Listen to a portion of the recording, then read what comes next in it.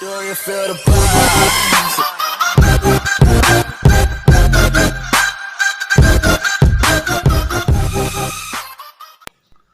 Pers itu bisa diartikan begini ya teman-teman. Lembaga yang melaksanakan kegiatan jurnalistik dalam bentuk tulisan,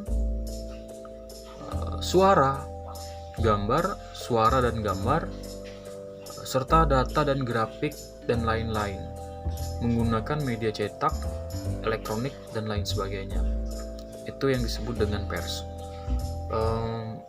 Di pers sendiri atau wartawan itu punya yang namanya perlindungan hukum atau ada undang-undang yang mengatur.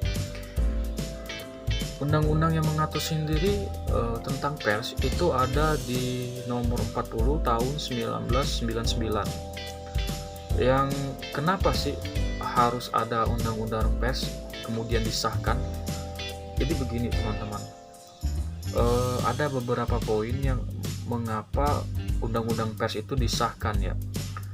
Salah satunya yaitu kemerdekaan pers untuk menyatakan pikiran dan pendapat, dan itu adalah kemerdekaan termasuk kemerdekaan memperoleh informasi,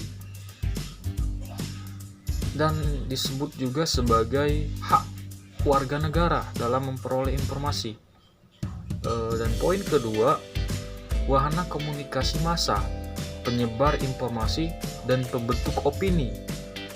Jadi ketika kita menyampaikan sebuah tulisan kita, berita kita, baik berupa gambar, video, suara, dan gambar, maka di sana nanti akan bermain opini-opini publik, pendapat masyarakat luas mengenai berita tersebut. Jadi kita hanya penyampai, kita tidak mendiskriminasi atau mengkriminalisasi sesuatu, karena berita yang kita sampaikan itu berdasarkan fakta yang ada, berdasarkan liputan yang kita dapat, investigasi itu aktual. Jadi teman-teman,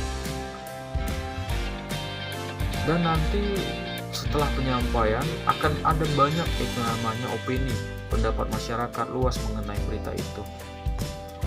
Dan seorang wartawan juga itu harus memenuhi kriteria atau profesionalisme mereka sebagai media pers penyampai informasi. Seorang wartawan yang baik, mereka harus memahami kode etik mereka. Jadi mereka tidak bisa berjalan sendiri sesuai kemauan, tapi tetap berdasarkan undang-undang.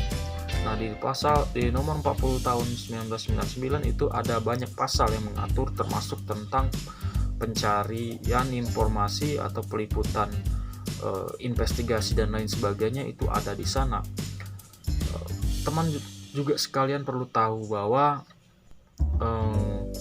nggak perlu ya kita takut atau gimana ketika ada wartawan izin meliput dan lain sebagainya, karena mereka tidak melakukan peliputan berdasarkan keinginan atau opini mereka sendiri, tetapi mereka menyampaikan atau menarik informasi itu hanya berdasarkan apa yang ada.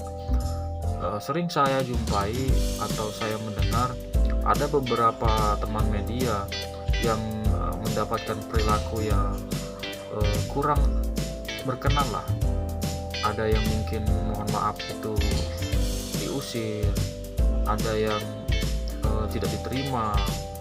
Itu sebenarnya salah satu tantangan menjadi seorang jurnalis atau wartawan.